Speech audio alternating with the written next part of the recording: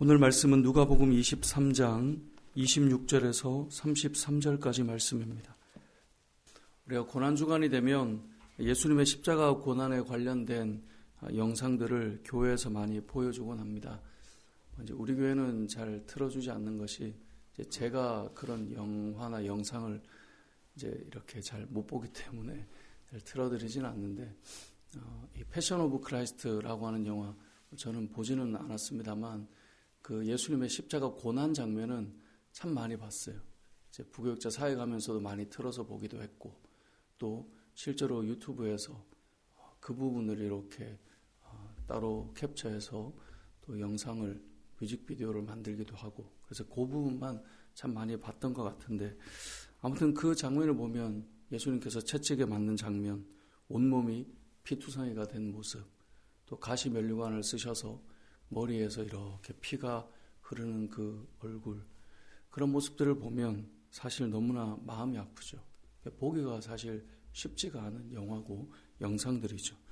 근데 이것을 우리는 성경에서 글로 읽지만 그 당시에 이 예수님의 실제 십자가 고난을 또 채찍에 맞고 가시 면류관을 쓰고 이런 모습을 본 사람들의 마음은 정말 참으로 많이 아팠을 겁니다. 예수님으로부터 특별히 은혜를 입고 또 귀신 들렸다가 그 안에서 자유함을 얻고 병들었다가 고침을 받고 심지어 죽었다가 살아나고 이런 사람들이 주님의 그 고통을 볼 때 그 마음이 얼마나 아팠겠습니까? 오늘 본문에는 이렇게 말씀하고 있습니다.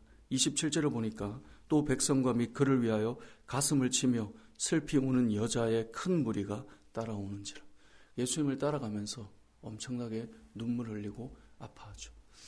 고난주간이 되면 고난주간의 찬양들은 대부분 우리가 찬양을 하다 보면 눈물이 나죠.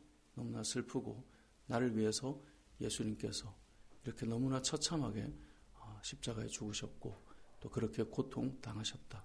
이건 다 내 죄 때문이다 라고 하며 주님을 보게 되죠. 오늘 본문에는 예수님께서 이렇게 슬피 울며 따라오는 무리들에게 이렇게 말씀하고 있습니다. 여러분 28절을 같이 한번 읽어보겠습니다. 시작. 예수께서 돌이켜 그들을 향하여 이르시되 예루살렘의 딸들아 나를 위하여 울지 말고 너희와 너희 자녀를 위하여 울라. 예수님을 바라보며 그 예수님께 은혜를 입었던 사람들이 그 고통스러운 장면을 보고 슬퍼하고 있는데 예수님께서는 이들을 향하여 뭐라고 말씀합니까? 나를 위하여 울지 말라는 거예요. 우리는 그런 영상을 보면 예수님을 바라보고 눈물을 흘리죠. 예수님이 너무나 처참했다는 것 때문에 마음의 아픔을 가지죠.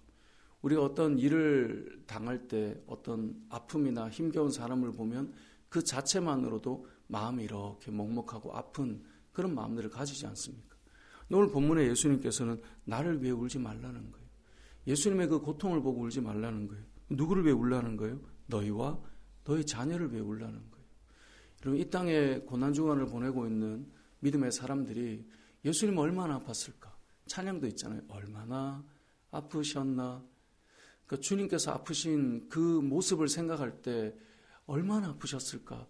그것을 우리는 많이 생각하고 그런 어떤 단조의 이 곡들을 가지고 부를 때 마음에 슬픔이 밀려오고 하지만 주님은 이 시대 우리를 향해 이렇게 말하는 거예요.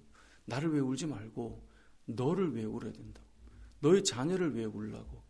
이게 주님의 마음이에요. 여러분 정말 우리가 기도할 때 주님이 얼마나 아팠나에 대한 눈물이 아니라 이 주님께서 십자가를 지셔야만 했던 죄인된 너와 너희 자녀를 위해 울어야 되는 그것을 오늘 본문은 우리에게 말씀하고 있는 거예요.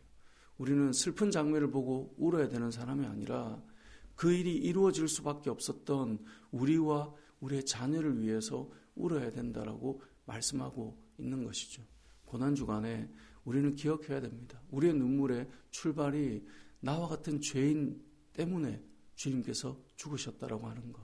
소망 없는 나를 바라볼 때 울어야 되고 우리의 자녀를 바라보며 울어야 된다는 거예요. 더 나아가서 예수님께서 이렇게 말씀하시는 이유가 있어요. 29절을 보세요. 보라 날이 이르면 사람이 말하기를 잉태하지 못하는 이와 해산하지 못한 배와 먹이지 못한 젖이 복이 있다. 이게 무슨 말이에요? 이스라엘 백성들에게는 자녀가 하나님 주신 복이라고 믿었어요. 그래서 자녀가 생기지 않으면 하나님께로부터 저주를 받거나 징계를 받았다는 생각을 하고 있었단 말이에요.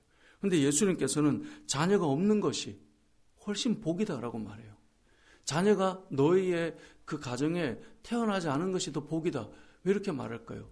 이들이 믿음으로 살아가기에 너무나 어려운 시대를 걸어갈 것이기 때문에 주님께서 말씀하시는 거예요. 오히려 없는 것이 너에게 복이겠다.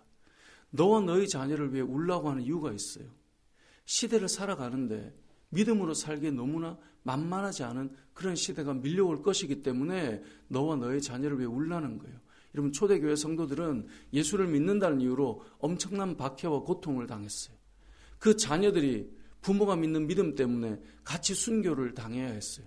어린아이가 아무것도 알지 못한 채 믿음의 가정이라는 이유만으로 같이 순교를 당해야 됐던 그런 시간을 보내야 했단 말이에요. 그래서 예수님께서 말씀하시는 거예요. 너와 너희 자녀를 위해 울라. 왜냐하면 너희의 그 시대는 믿음으로 서기에 너무나 힘든 시대라는 거예요. 더 나아가서 30절에 보면 그때 사람이 산들을 대하여 우리 위에 무너지라 하며 작은 산들을 대하여 우리를 덮으라 하리라. 이 재난이 일어나서 차라리 죽는 게 나을 정도로 이들에게는 믿음의 자리가 힘들단 말이에요. 더 나아가서 31절 푸른 나무에도 이같이 하거든 마른 나무에는 어떻게 돼요? 이 푸른 나무는 예수님이 계신 그 때를 말해요. 주님이 계셔서 치유되고 회복이 되고 일어나는 그런 역사가 있는 시대에도 주님이 십자가 고난으로 죽게 되는데 주님께서 죽으신 이후에 주님이 없는 그 시대에 그때 도대체 어떻게 했냐는 거예요. 지금도 이런데 그래서 어떻게 하라는 거예요? 너와 너희 자녀를 위해 울라 라고 말씀하고 있는 거예요. 그러면 이 시대는 어떨까요? 그러면 요즘 시대는 그럼 어떤 것 같습니까? 믿음으로 살아가기에 지금의 시대는 여러분이 보실 때 어떤 마음이 드십니까?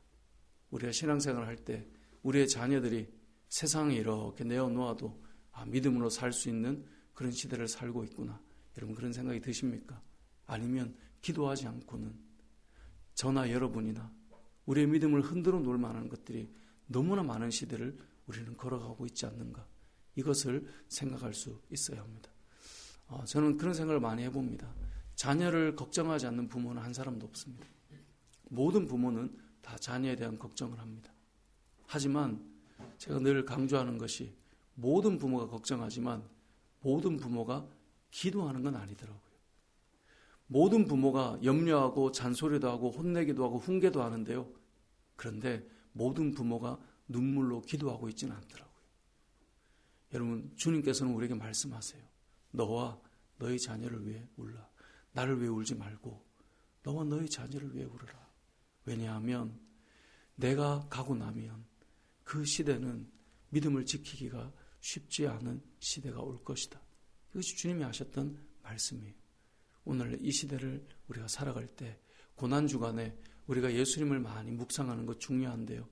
시대를 보면서 여러분 믿음으로 여러분들이 살아가기에 믿음으로 여러분의 자녀들이 살아가기에 이 시대가 어때 보이십니까? 우리는 어쩌면 이 새벽에 오늘 우리는 기도할 때 여러분을 위해서 여러분의 자녀들을 위해서 여러분들이 훈육하고 또 가르치는 제자들을 위해서 기도해야 될 것입니다. 왜냐하면 시대는 점점 악하고 그냥 내버려 두면 믿음이 세워지는 시대가 아니고 끊임없이 영적인 전쟁들이 더욱더